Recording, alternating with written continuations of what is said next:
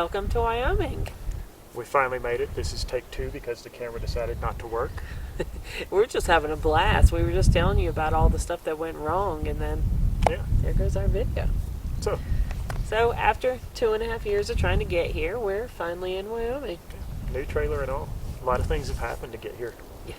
So where are we? So we are in the Medicine Bow National Forest, right between Cheyenne and Laramie, and more specifically the Vedauwoo Glen area. And this is actually our second choice for places here, and it has been better than our first choice. The first place we found on free roam, and if you're ever looking on free roam and you're looking at the Vedauwoo camp area, if you're going to do it on a weekend, don't bother. But also understand that you're in a national forest. You can go anywhere. You don't have to be in that camp area. So we came up yesterday knowing that it would be busy, but we couldn't leave any sooner because I had classes, and we didn't think that we would have internet because there was all the rock formations around us, but turns out we did somehow have internet. Yeah, I'm actually amazed. But we drove and drove and drove and drove and could not find one single teeny tiny, even a crappy spot. We couldn't find a spot. Yeah. So Kenny was angry. I was kind of like defeated. So I found a rest area. Said let's just go here. Let's just be done with it because the day was already bad. And Smarty Pants over here figured out another plan. So one thing you have to understand is I'm from Wyoming, so I kind of know how land works out here, BLM land, forestry land works. And I knew, I'm like, we're in the middle of a national forest. So I got on Google Earth, and I just started looking at roads in areas that I knew were national forest area. And Google Earth is a great place to go to for boondocking. Also, because you can sometimes be looking at an area and you can see something and you go, what is that? And you zoom in, and all of a sudden you see that it's a truck with a travel trailer. And so I did that and found this place. It was just a little ways up the road, pulled in, found an awesome spot that is better than anything we saw at the place that is actually marked as the Vedauwoo camping area here. And we have our own Vedauwoo style rock formation. Yeah, so where we're at, we're literally sitting in our camping spot right now. Right behind the camera is our trailer, and I'll show you the whole area. But yeah, we drove by today to go get gas, which is billions of miles away, but to get gas for the generator, and had to go back through it. And I said, I'm so glad we didn't stay here. I'm glad it didn't work out. Yeah. It's pretty, but it's way too overpopulated. Yeah. Everybody's there. And when I think of boondocking, especially somewhere that's pretty, this is what I think of. There's nobody around. There's probably like 2 or 3 people in this whole area, and nobody's on top of each other. You can't even see anybody from here. Yeah. So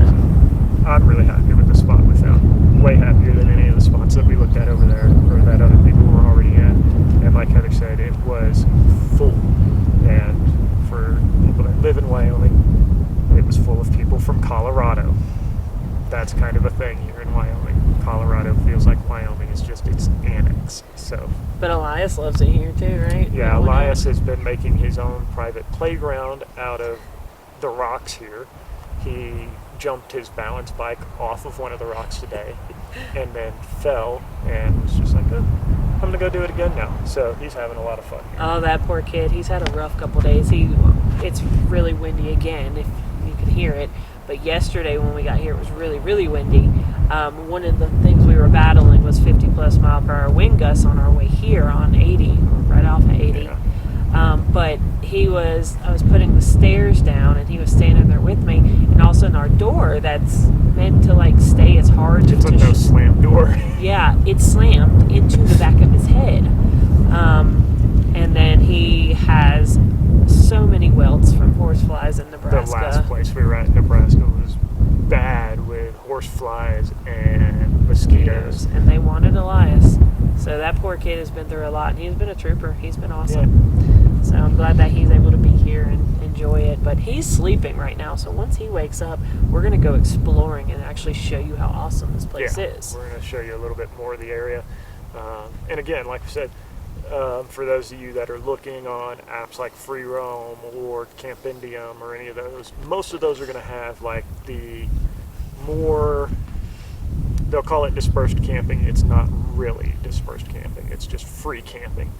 Marked spots, kind of like Yeah. you can't park off of the marked spaces. Yeah, designated campsites. And still, that's what you need to do here in this area.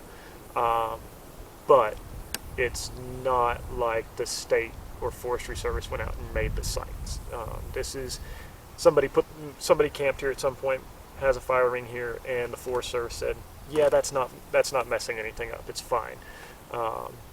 So you've got a lot more space between your sites and stuff. So, but just remember, like I said, if you're looking on Free Roam, Camp Indium, if you're looking at an area and it's forestry land or it's BLM land, just follow the local guidelines on what you can and cannot do in those types of areas. And that's how we found this spot. It's not one that you're going to find on those sites. I thought about putting it on those sites, but I don't know that I will. I'll give you the pointer that if you're in a forestry area, use Google Earth, use all the apps that you have at your disposal to find your own spot. You can do that. It's forestry land. That's what it's meant for. It's public land. It's our land. Everybody's. So enjoy it. Make use of it. Just treat it right. Don't mess it up. And you're fine. So we had some struggles yesterday getting here. We didn't think we would get here, so having this as our home for a couple of days, it really turned out to be the most amazing thing to happen at the end of the day. Yeah.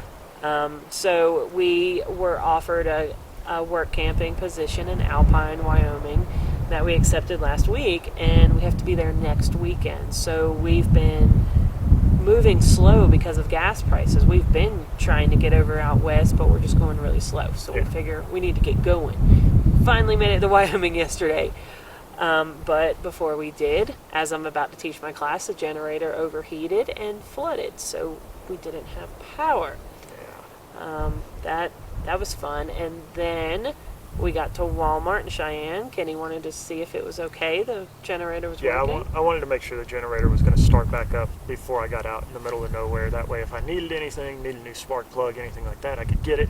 So normally I can drop the tailgate on the truck and it'll miss my tongue jack by about that much. So I don't know if it's because of how I was turned, how I was sitting. When I brought the tailgate down, it hit the button on the tongue jack and popped the button off. And I was like, okay, that's not a big deal. I'll just pop the button back on. I see the little teeth are still there. I'll pop the button back on. It'll work just fine. Had some more angry words there, didn't you? Yeah, so I had to take a 35-foot trailer off of a truck using a hand crank. And now I was thinking about it this morning, that also means I have to put a 35-foot trailer on the truck using a hand crank. There will be some more words said there. So we also, like I said, we were fighting the wind gusts, a really bad wind coming here, as well as climbing mountains. Yeah. But again, Smarty Pants over here decided that instead of taking 80, we'd take the road right beside 80 that followed it. Yeah, so you've got the service road, and on the service road, pulling a trailer on 80, semis, they can fight the wind, they can keep up. Now, some of them will slow down for these high winds. Some of them don't, if they've never driven across Wyoming on 80 before. I like to slow down. That way, if the trailer starts to pull or starts to get blown, I'm not doing like 70 miles an hour. So doing that on 80, not the safest idea, because you do get those truck drivers that'll just be speeding by you, and that makes it even worse. So we got on the service road where I could go however fast or however slow I wanted, depending on how the wind was doing. And it runs right next to 80. It is a safe alternative for us with travel trailers so that we can slow down, a little less wear and tear on our vehicles, because we're not always in the throttle fighting fighting wind, fighting the hill, or in our case, both at the same time. So it allows you to save some gas because you're not always in the gas. And like I said, it saves some wear and tear on your vehicle. Again, you're not keeping the RPMs through the roof the whole time trying to keep up with traffic. You can drive whatever speed you're comfortable with, or whatever speed your vehicle is comfortable with, in the wind and on the hills. So lots of issues getting here, but we made it, and that's all that matters. It's exciting. We leave tomorrow, head to the next place. So I will say, if you were from out west or you've been out west, I'm gonna sound kind of dumb to you. But if you're from the East Coast, family, friends, maybe you'll understand my excitement. But when we got here, I was so excited. Like, I was walking around, and everything was so awesome to me. The grass was really cool. It's not just normal grass. It is sagebrush. So it's really cool grass. The little trees are awesome. The rocks everywhere. Like, it's really, really neat out here. I love it. And there's so much space and so much land, and it's like they cater to that. I'm not used to that. I'm used to there being houses on top of houses and people, and there's rules and private property, and here it's so different. And that's been really nice. Like, we went up to the rest area earlier, and we're able to get free water. Yeah. You usually have to fight to get water. You have to fight to use somebody's trash can. And they're really helpful around here. So yeah, the guy at the gas station, I said, hey, can I put a couple of bags of trash in your dumpster? He's like, oh yeah, there's plenty of room. Go ahead. He didn't care. So yeah, it's been nice. It's been fun, and we're enjoying our time here. We'll show you guys a little bit. Well, and hopefully this isn't as boring as our previous videos. We apologize for all of those, staying in a city park, but that's what got us here. Sometimes you have to accept that balance, that until you get out to Wyoming, Colorado, Utah, that area, you're not going to have a lot of public land. You're not going to have any BLM land. So you do what you got to do. So, get to where you're going. Sometimes if you have to stay in a city park where the water is free and the power is free for up to 4 days, then why complain and take it and go? It gets you to your next destination. But this is kind of a suspenseful murder thriller video. If you look right behind us. No, don't pick it up. I'll put a picture of it in there. Oh. It's so weird. Dun dun dun. So let's go explore.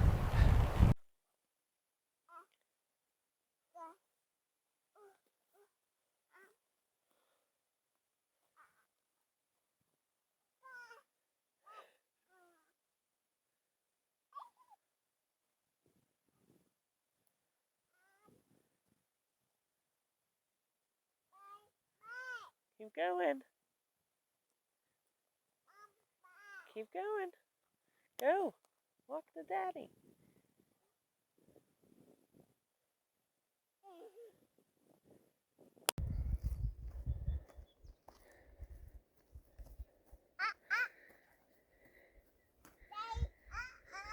Good job, buddy.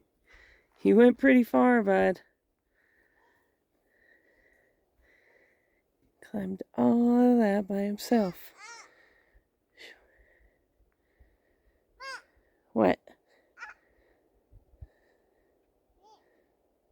Chuck's all the way down there.